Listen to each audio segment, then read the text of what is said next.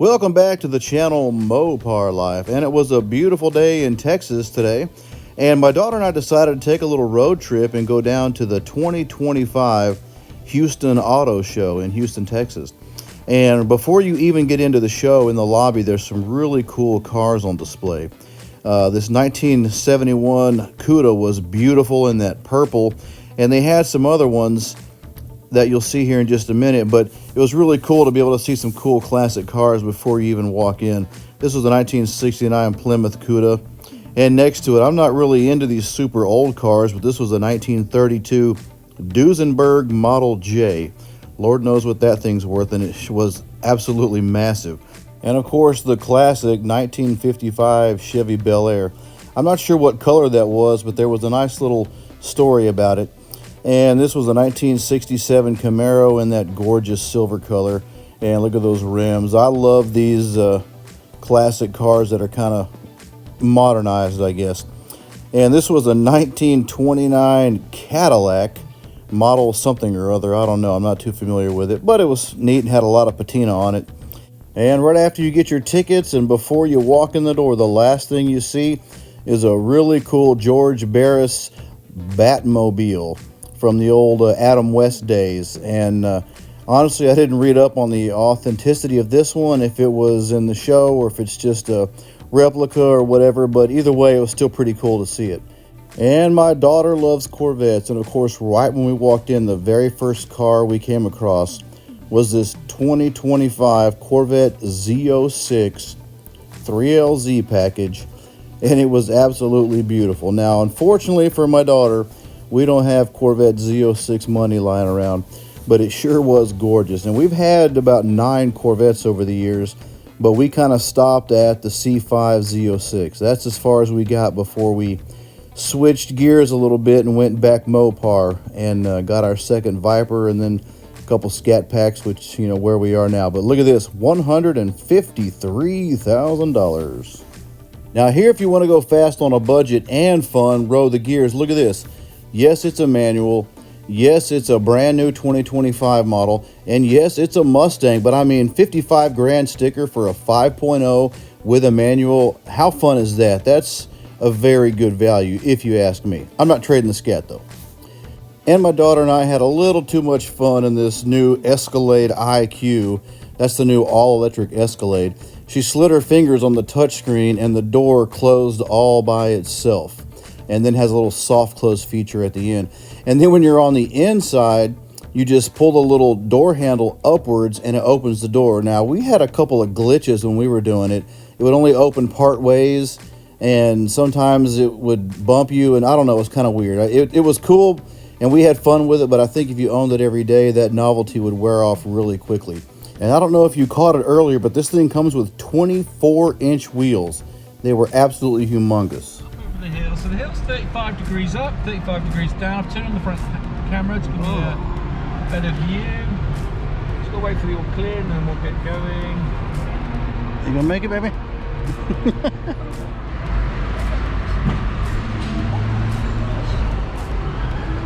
gonna roll over the edge. Change the screen so you can see the angle. There we go. Oh my Ready? gosh, look at this. Oh, that was awesome. If you haven't done the Jeep drive, it's definitely fun. I highly recommend it. Now, this is what I came to see, is the 2025 Dodge Charger EV.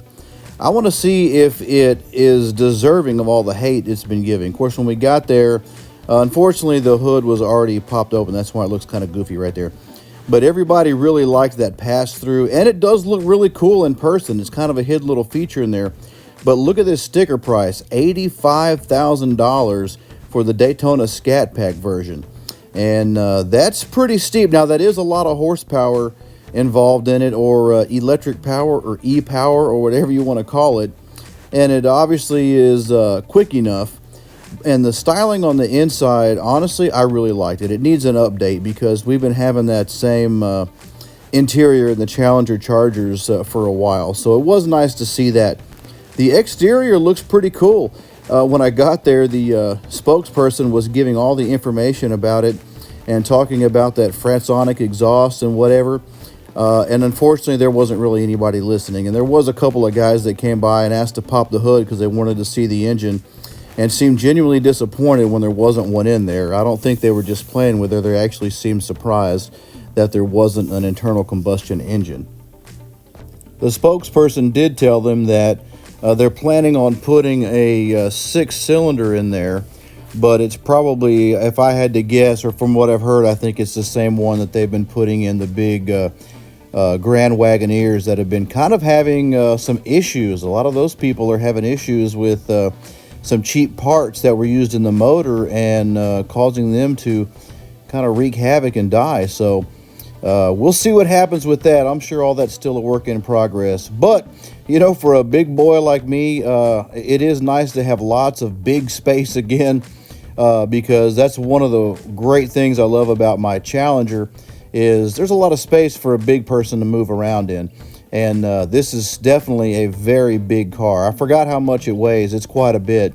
And it does seem pretty wide. Now, it's not a wide body per se like on the wide bodies that we're used to, but it is still really wide just in its own right.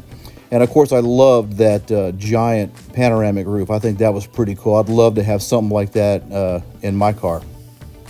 And just as we finished looking at that, we went over and checked out Houston PD's SRT Hellcat. Look at this bad boy.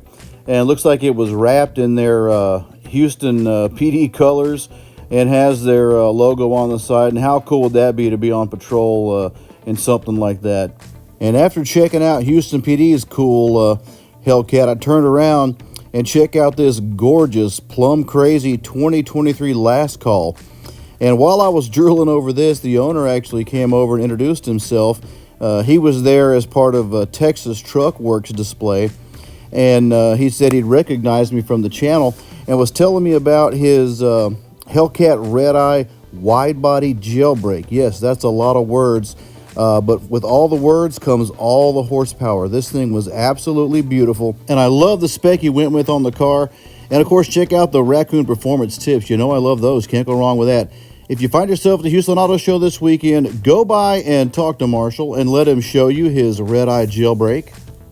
There was also a section of cool cars on display, and these weren't for sale or anything, but they were just set up in a little pen, like this 75 Porsche 914 and this 2020 Corvette. Had the Lambo doors and some custom paintwork on there with the blue, and this 86 Porsche 911 Carrera and 63 Corvette.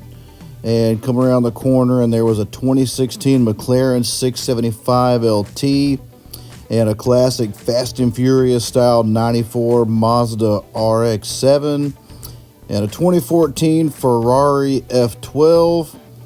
And you come around the corner from that and there was a really sharp looking 2020 GT500 KR.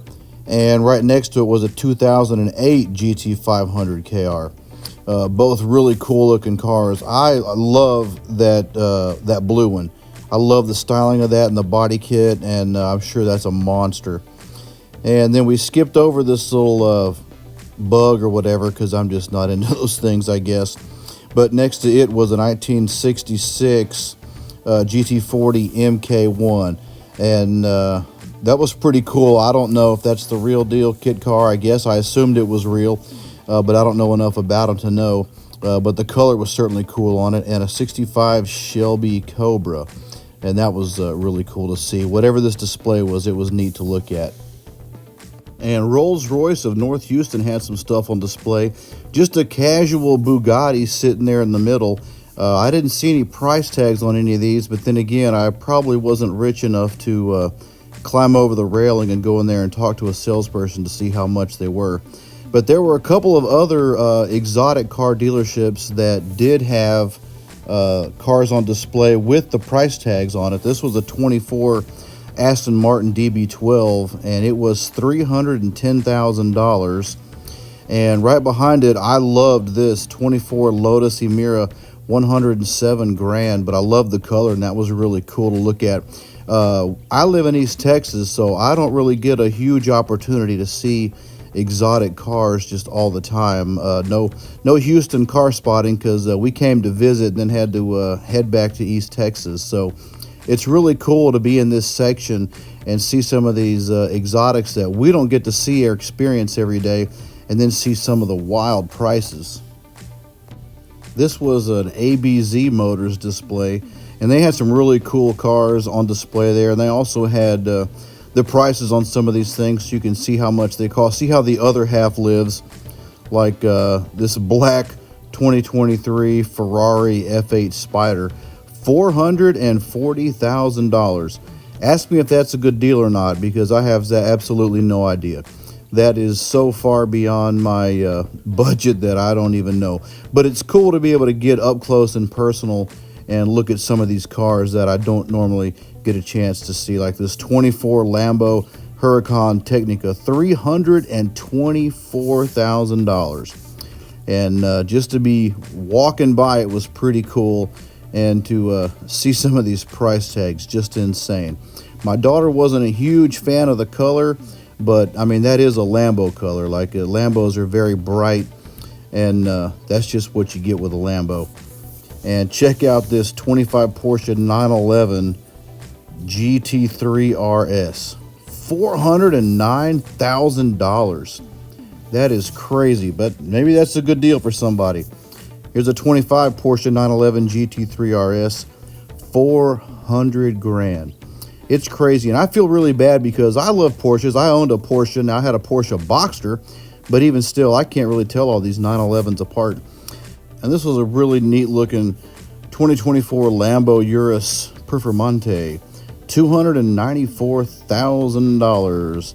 Now that's a really fast, cool grocery getter right there, if you want to have a Lamborghini but have your kids in the back. And this was an 06 Ford GT, $389,000. Seems like I remember when these were about 150 grand maybe, or something like that. More than doubled in price, and probably still going up for forever, I guess, or as long as they're around, because they are very popular. Well, we didn't want to leave the show without leaving our mark. So when we got into the back of this Tesla Cybertruck, we made sure to leave Mopar Life up on the rear screen. That way anybody checking it out has a chance to subscribe to the channel when they're checking out this Tesla Cybertruck. So if you need something to do with your family, I had a great daddy-daughter adventure on a little road trip down to the Houston Auto Show, and we got to see lots of cool cars, and it's always good to have daddy-daughter time with cars. Thanks for watching, guys.